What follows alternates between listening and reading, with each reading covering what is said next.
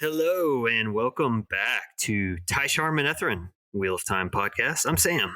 I'm Will. You heard from us last week, so I guess we're not back suddenly. We were back suddenly last week, but the truth is we recorded that episode last year before the holidays. So for us, this is the first one back from our somewhat extended hiatus. Yes.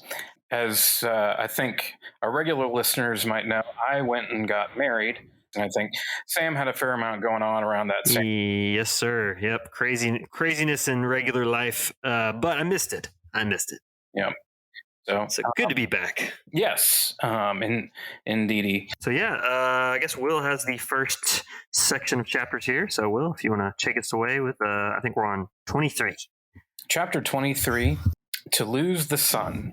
And I should just tell you, most of these are not riveting chapters. In fact, right. This, as with most of these episodes that I think we've done for Winter's Heart thus far, this is... We're still slogging the good slog.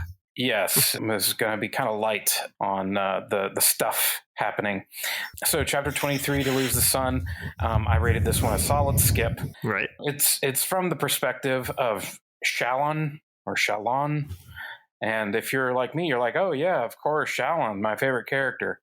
Yeah, I apologize if you actually think that, because I had to look her up, and even after reading about her for a while, I didn't remember who she was. So for people like me, Shalon is one of the sea folk. She's a windfinder, and this is one of the chapters that we have every now and then, which doesn't really do much to advance the plot because it's from the perspective of a different culture. We get a bit more texture about that people group because she's kind of pointing out how things are different. Now, anytime I see that name, I think of there's one of the main characters of Sanderson's Way of Kings. Stormlight is Shalon, spelled slightly differently. So that name is forever now. Oh, Shalon, yeah. Yes, Shallan. Yeah. Anyway. I hadn't made that connection. I'm most of the way through Way of Kings. Oh, right on. Cool. Well, we can talk about that sometime. Yeah. But yeah, in this case, this Shalon, or Shalon, I don't know, is hanging out with Cadsuane's entourage, or in Tau'Rouge. And sea folk aren't fans of horses. Really, they're not fans of much of anything. They don't care for most things on land. And Shalon is thinking about how odd it is that Aes Sedai seem to defer to each other, not based on experience, but based on strength and the power. And she comments on how strange this is. And I have to say that I kind of agree. Yeah, it's not in almost any of the other kind of force-using cultures in Wheel of Time. It's just not a thing. Like, you think about the Aiel, the Shan-Chan, certainly, like, being strong in the power is not what sets you higher than anyone else. Right. And I mean, like, even in the Forsaken it is, but that's not a very good right. Yeah. company to be keeping.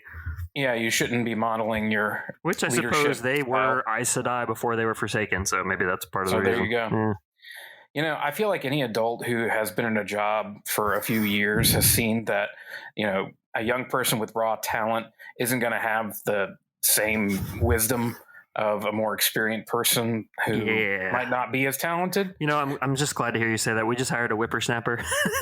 Oh, yeah. And just smart as a whip and like just knocking things out left and right. It's like, yeah, you're doing good, but there's more to it than just the basics. Yeah, are we those guys now? We are, man. I've got gray hair. We're creeping up on 40. We are those guys. Oh, I definitely have. I have little white hairs in my beard now. Fair enough. That's interesting. Yep. While those talented people may be good at doing the thing, they actually aren't necessarily good at making decisions about doing the thing. Right. Having said that, this book gives us examples, specifically in the case of the Supergirls, who are at an advantage above their seniors because they're not as set in their ways. And that is, having been the young person before, back in that time, I was like, I know more because I don't know what's not possible. Right. I'm not weighed down by years of having done things a certain way or expecting things to be done a certain way. Yeah, and there's definitely validity on both sides. You kind of like need both of those positions opposing each other, I think, to some degree, to get to the right solution. Basically, what we're saying is anarchy is the best way of managing things. And also the Supergirls have massive plot armor. Yes. One of the few things I think we agreed that the show did slightly differently that does make sense is making the girls Taviran. Yeah, right. It's like, because if they're not Taviran, you can't blame Taviran for the way that things just seem to happen for them. Then Right. your MacGuffin isn't MacGuffining correctly. Right. Basically, all that happens in this chapter is that Cadsuane and her entourage arrive in Farmatting, which is the town that has the giant Terangrial that keeps channelers from being able to touch the One Power Right. while they're in the city limits. Yeah, I think there's a map of it somewhere here in the book. I do think it's interesting to note that the effect on the male source, which I think it may be more than one Terangrial. Right. Yeah, maybe two, one for each side or something. Yeah, the seems to be a little bit wider, just slightly wider, because the Ashaman note feeling it before the women do. I was sort of attributing that to like strengthen the power, but yeah, maybe it is like a wider net. I could see that being true.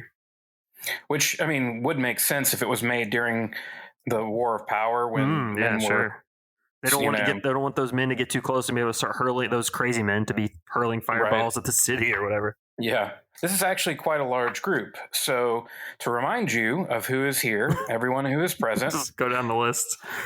Shallan din Tangora, Morningtide, Hareen din Tagora, Two Winds, Moad, Cadsuane, Ivan Alana, Thomas Varin, Diagon, Eben Hopwell, Kumira, Nasuni, Elza, Arian, Beldine, Serini, Corelli, Corel, Maurice, Dahmer Flynn, Jahar Narisha, and Bassane. And Psyduck. One of those is a Pokemon. I thought about like throwing something random in there, like right in the middle, to see if I could pull that. You totally could have, yeah. You definitely could have. But Nasune certainly sounds like a Pokemon. Right.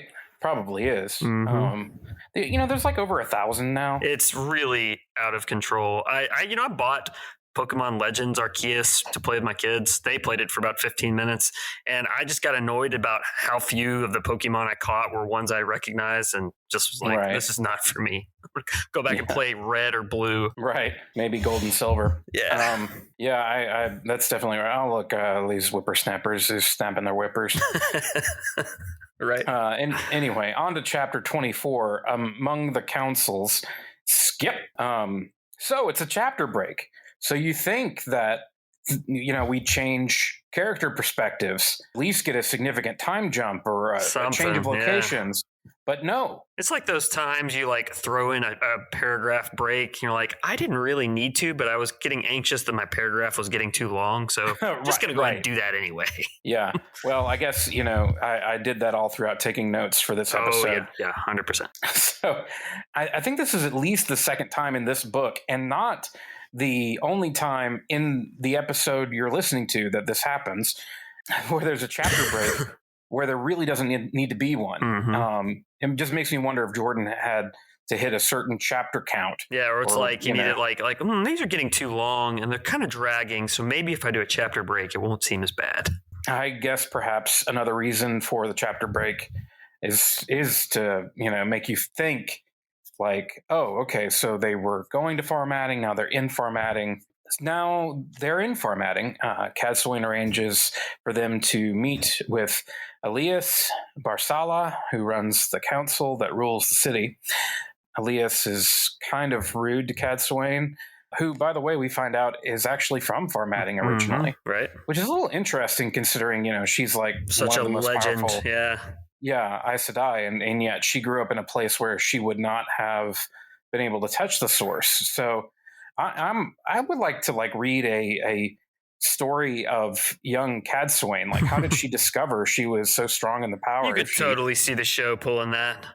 I hope they don't, but you could see it happening. We already have too many rabbit trails going on. Yeah.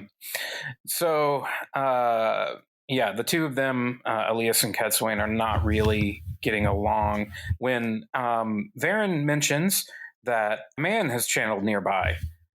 We don't know who or how, and then Varin mentions to Elias, Elise, I don't know. Anyway, that the council should be careful about offending the Dragon Reborn, because while the Terangrial will protect them from channeling, it won't protect them from a large army marching in and overtaking them. Point. Yes, solid at that. Varen also tells everyone, "Hey, by the way, you can call me Edwina." Um, Okay.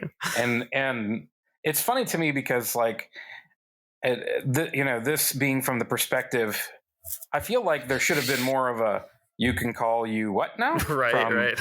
all the people who know her. What kind of weird nickname is that, Varen? But we don't find out quite yet Right. why she wants to be called that. Yeah, at the time you might think it's like Moraine going into various Two Rivers towns and Right. going by an alias. So Alice, whatever, gives them lodging for the night, and Shalon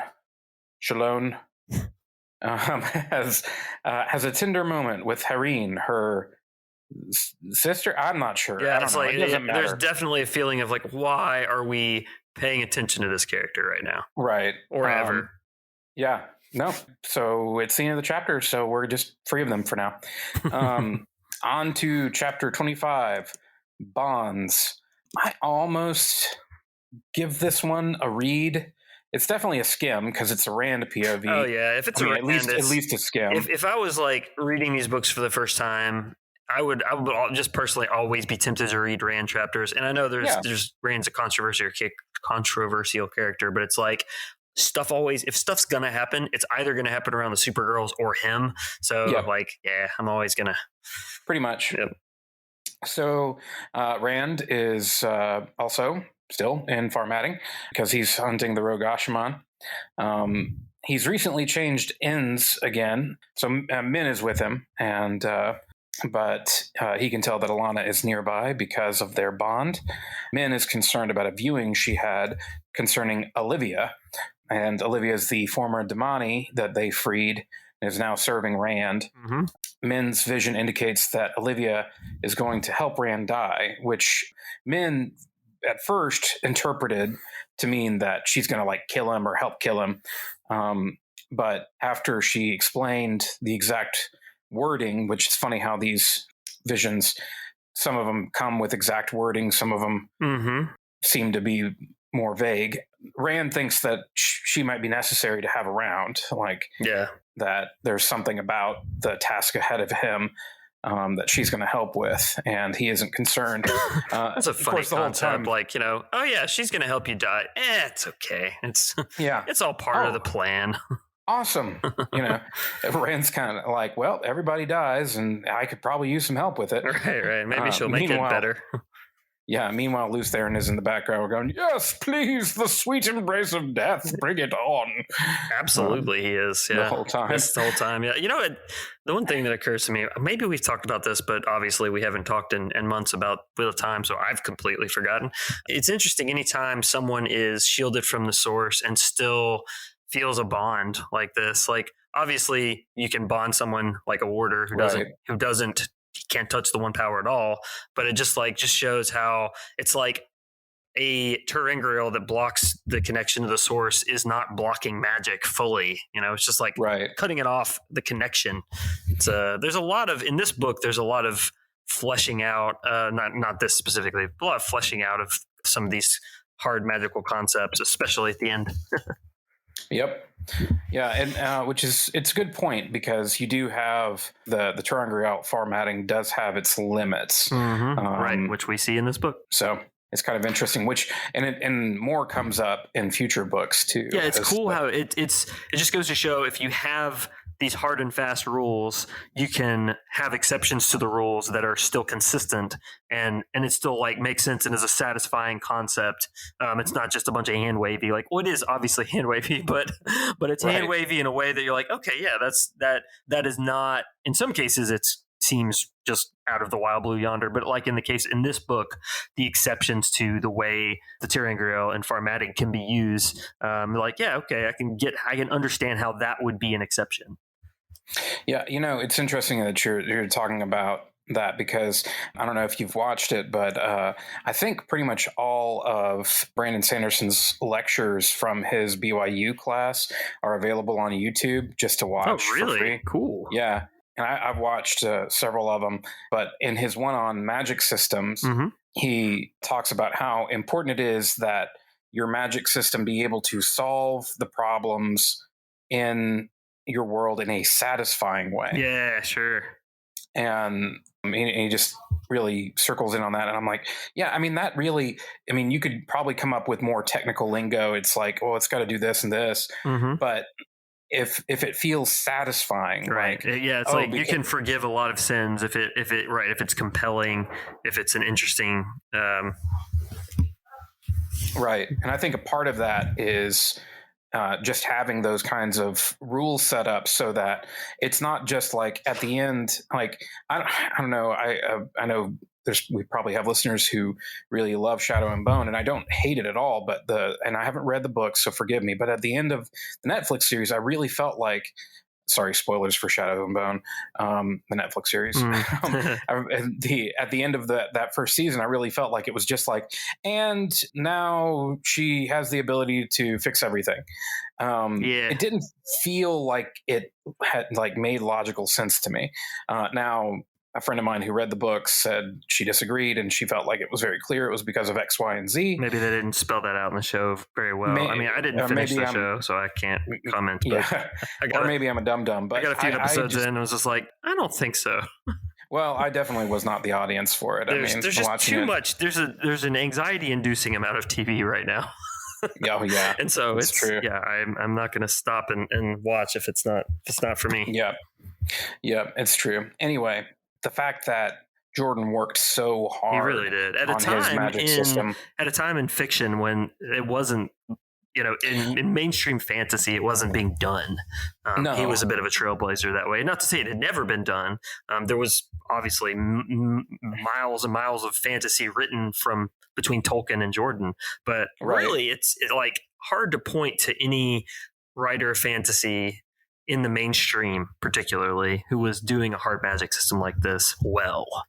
Right. You think of in the 80s, like, I don't know, like Terry Brooks, and I mean, there's a bunch of them, but I don't know. I mean, there's definitely some good fantasy. I won't say there wasn't, but I think Jordan really did start something with this approach to having hard and fast rules of a magic system. Well, and I think one of the things that was different, and actually Sanderson talks about this in that same lecture, is that, of course, most, and even Jordan has a little bit of this too, but most books up to this point had some objects or abilities that were very hard in the sense that we knew exactly what they did.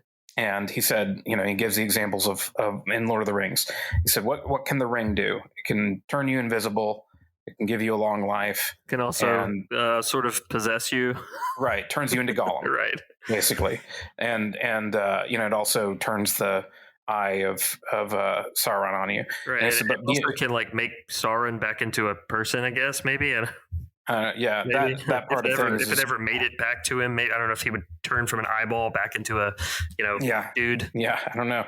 But, as far as what it can do with a regular person, turns them invisible, gives them long life, makes them into Gollum. Mm-hmm. Those, basically. Yeah, those are the bullet points. Versus what are Gandalf's powers? It's sort of godlike. Yeah, it's he's literally like a higher order being. Yeah, I mean he's more like an angel than like God. Sure. Because he's one of the Maiar, isn't he? Mm-hmm. Anyway, I never finished the whole Silmarillion, so I don't know. It's like reading the Bible, man. Yeah, it's like reading a textbook. Yeah, like the Silmarillion is like a history book. Yeah, I never finished it either. But yeah, I mean, point being, I feel like Jordan really did a great job of making the main magic system that you're spending 70 to 80% of the time with very much like physics, in that it has very clear rules.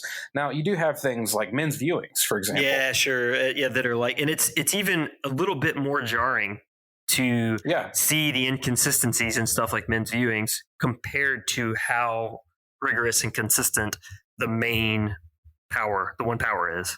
Right. In general, not always, but in general. There are other things. It's like, while the Horn of Valir is very clear in what it does, how it works, because it's not part of the one power, it doesn't seem like. Right. Those are the kinds of things that Celestial object. Yeah, it's like when you write so many pages that you could, be taller than a person, sooner or later it's going to be hard to be consistent, especially when the system wasn't really fully, we've talked about this, wasn't fully realized until maybe the end of the first trilogy. So it's especially this first book or two, there's some stuff in there that's like, well, that's not really quite right compared to something like you'd see in The Shadow Rising, say. But it really is admirable what a good job he did, and how satisfying it is to read this book because it's the culmination of so much of the stuff. Anyway, sorry for that little rabbit trail, but that one's for free. Yeah. We're with Rand and Min, and there's a knock at the door, and Rand is like, "Oh, just let her in. It's Alana. I can tell she's obviously traveled here and has come to see me." But they're surprised when Cadsuane is standing there with Alana. Mm-hmm. Although she's kind of inconsequential to this particular scene. It's kind of funny, like she just wanted Rand to know she was there too, right? Is kind of the feeling, because she doesn't even really insert herself much. Yeah, Alana's in her feelings, so she kind of just lets her be. Right. So Alana asks what Rand has been up to since she was unconscious for 3 days. So in her feelings first, with some good reason, maybe. Right, yeah.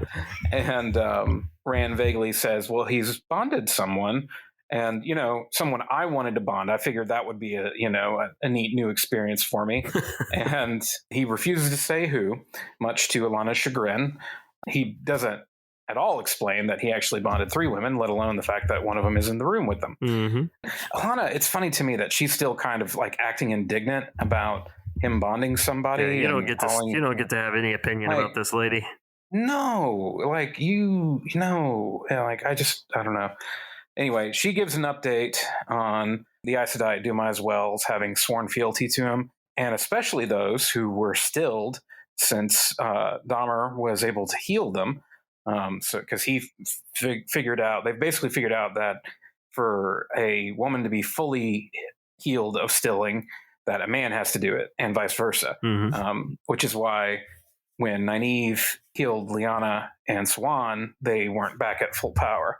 So really, just Lyanna and Swan need to be stilled again, and then healed by me. Would it work that way, or I don't know. Yeah, it's a good question. It's like if a broken leg heals wrong, like you break it, and allegedly, this is the real reason. This is the reason why Jordan faked his death, so he doesn't have to answer questions like this at conventions. Exactly, yeah. For the rest of his life. At least he doesn't have to answer when the Winds of Winter will be out. Yes, I don't know, man. I don't know. You wait long enough, and eventually people are gonna. Yeah, I literally don't care anymore. Well, I think I think when he releases it, people will read it for sure. But man, he had a window during which, if he had released it, it would have been boom, just the biggest book. Now it's just gonna be like this weird little sideshow. Like, oh, he finally did it. Wow. And meanwhile, HBO has 7 Game of Thrones productions in the works. Trying to recapture, get that magic what back. They lost, mm-hmm. Namely millions of subscribers. Anyway, Rand then instructs Alana to go to Tyr to rendezvous with some rebels who are opposing Darlin's rule, and gives her instructions to negotiate a truce with them, just like, hey, tell them to give them whatever they want as long as Darlin is still the steward and they don't change any of the new laws I added. And then she's like, but I don't want to leave. I just got here. And he's like, I don't care. Get out. Yep. So after Alana leaves, Rand wonders, how do you solve a problem like Cadsuane? I got that reference. I understood it. How do you solve a problem like Cadsuane?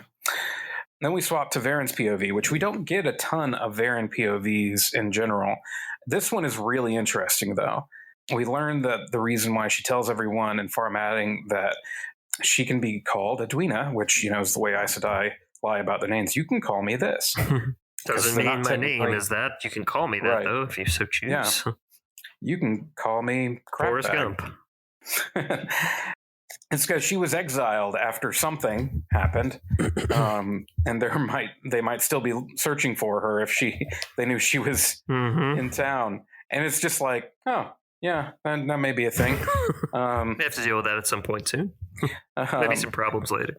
She listens as Cadsuane explains that she needs to get Rand to loosen up and be more human, and She says he's becoming like a stone and he needs to feel again, and she's worried about him.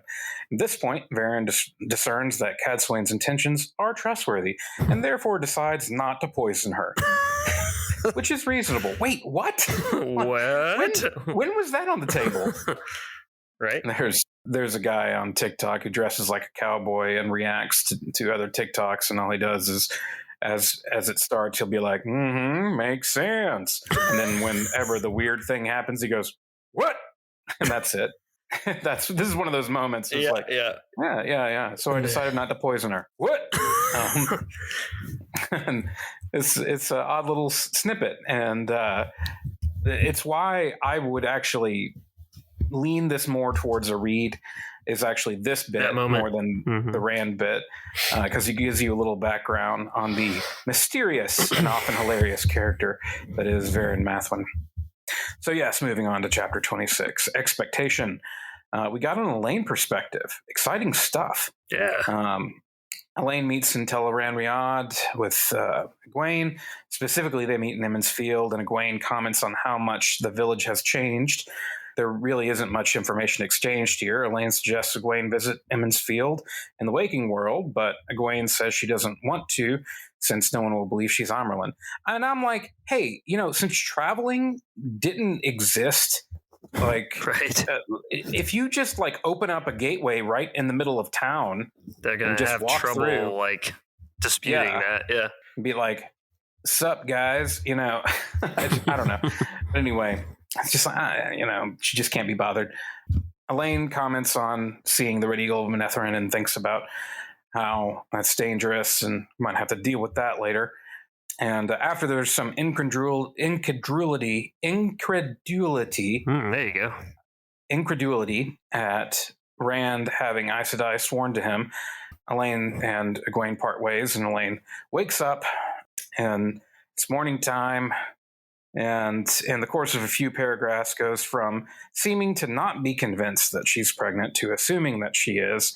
And everyone is treating her with a combination of great care and great judgment, which I think is an accurate depiction of early motherhood from what I understand. Yeah, fair. So Nori enters and gives a report on things, and we're told how boring it is. And reading about how boring something is not a whole lot less boring than actually being bored by said thing. So moving on. Apparently, a whole lot of people seem to think that Mellar, the guy who saved Elaine's life but is actually a spy, is the father of her child. Jeez, guys. Yeah. Gossip much? She decides to play into it, so people won't guess that Rand is actually her baby daddy. Again, her heel turn of not being sure she's pregnant, being convinced to the point that she's playing up her relationship with Mellar, it just seems odd to me in this chapter. It feels like an abrupt change of mind on her that doesn't exactly, I don't see where it happens, but whatever. Avienda makes Elaine take a walk outside because it'll be good for the baby or something. There's a lot of that. Yeah, there's a lot of this. Hey, you should, stand on your head. And that rings true. Remembering my wife being pregnant. There's certainly a lot of that. Oh yeah, I've heard people say, to a woman who's overdue, it's like you should eat some spicy food, go swimming, all this. Right. Eggplant parmesan. Yep. Never did understand that one.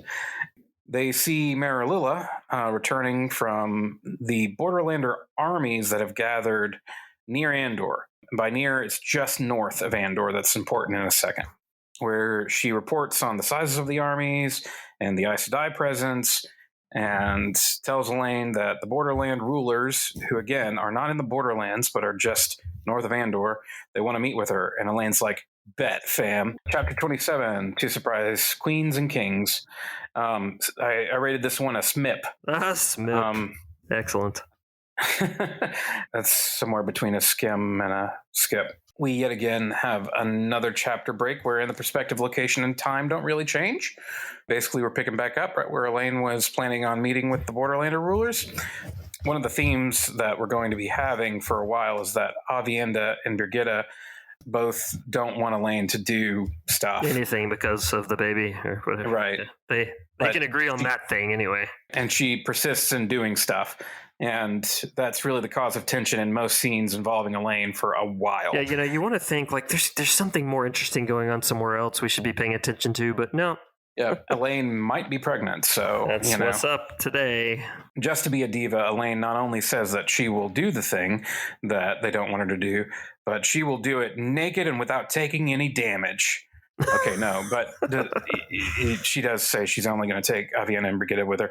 Okay, did you ever play the first Fable game? Yes, I did.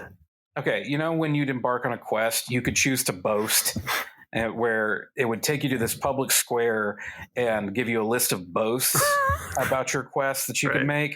The available ones that was always available was to do the quest naked, which I always thought was hilarious. Now, the character wasn't actually naked. They'd just be in underwear. Right. But I always thought it was funny that it was like, that's one of those games that... Is it Peter Molyneux that made that? And he promised the world. I mean, he always promised the world. Yeah. And it ended up I enjoyed it, but it was certainly not a super long or incredibly groundbreaking game. I remember the main problem they had was because if you turn evil, you get giant horns and stuff. There's the characters hitbox, or not hitbox, but the sprite was so different or so big, they had trouble programming it in various parts of the game because one choice they made to make the character look so different if you're evil versus good. Of course, I was evil. I murdered everyone. That's of course you were. I was. Yeah. No, I could never bring myself to do that. I fully just like in all the Knights of the Old Republic games. Yeah, just always full on evil. Fable 2, I thought, was a pretty solid game. I don't think I played it. I think I missed that one. No, it's good. But yeah, I always just thought it was a funny picture of this hero deciding to go on a quest. I will go naked. Saying, not only will I save the village, but I will do the quest so naked. In my boxer shorts. Yes, and and there was a crowd of people standing out there. And you'll be able to see everything. Anyway, Elaine, fully clothed, goes with Aviana, Brigitte, and Marililla for some reason to meet with the Borderlander leaders, which include several people that I don't care about. Yeah, there's a whole list. Tenobia is eager to see her uncle, Bashir. Elaine says that she knows that they only want to talk to her because she's connected to Rand. Yep. So let's get it out of the way. And they're like, okay, cool. Where is Rand? Because... That's why we're here with these armies on your land. We just marched down here to meet him, and he's nowhere around. And we're fighting the war against the Shadow along the Blight every day, and he has basically ignored us up to this point, which is pretty solid reasoning. Very good point. Yes. So Elaine says that she knows where he is. They should just march due south. By the way, you're going to go through Camelin and stop there for a little bit, and let's act like we're negotiating for peace, and then you're going to have to, leave through there anyway, and everybody's going to think I did a great job of keeping this army out, and that's going to help garner more support for my rule. Right. And they're like, okay, cool, whatever. Zenobia's like, as long as I get to see Bashir, and she's like, yeah, sure. So they leave and head back to Camelin. And when they get there, Nori is being less boring than usual, and he explains that there are multiple armies heading their way toward Camelin, and Elaine starts giving orders for them to prepare for a siege. This is going to be the other noble houses coming to attack. Or siege, lay siege. Andorran Civil War. Yeah, so chapter 28, news in a cloth sack. News in a cloth sack. Skim. We're back to Matt. Yay! Hey, it's been too long. This is the day after Matt has promised to be a big dang hero and get all the Aes Sedai out of Abu Dar. This chapter has lots of different little bits about Matt meeting and planning and scheming and ideating and meeting. And in the course of this chapter, a few things happen. First, Matt asks Julian to get a hold of some Damani dresses and an IDOM. Then Noel asks Matt to get in on the action, and Matt's like, nah, but Noel's like, yeah. Then Beslin wants to get in on the action, and Matt's like, nah, and Beslin's like, yeah. Also, the Golem keeps killing people around town every night, so that's still an issue. And finally, Julian shows up with the IDOM and the dresses, and that's basically that chapter. That's basically the next several chapters. Sorry to spoil the next several chapters for you. And that's all for this episode. So Right on. All right, cool. we still do have a website that you can. I was gonna go look at it real quick because the donate button and everything. Yeah. So it's we're back. If you would like to donate again, now that we are back, feel free. If not, it's okay. We're happy to be here and happy to have you listening to us. I truly have missed this. Yeah, it's good to be back talking to you fine folks again, talking at you. If you have any thoughts and you'd like to share them with us, you can contact us at stuff@tsmpodcast.com. Yeah.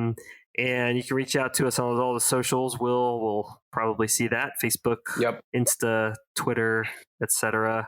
Check us out on YouTube. If you like us there, we can do the whole vanity URL dealio. If we ever do, we'll do a live stream. Maybe we'll ask that the dude with the cowboy hat to guest star. What? He's on Cameo, so right he could probably. Oh yeah, fair enough. Yeah, right on. So until next week, Tai'Shar Manethrin.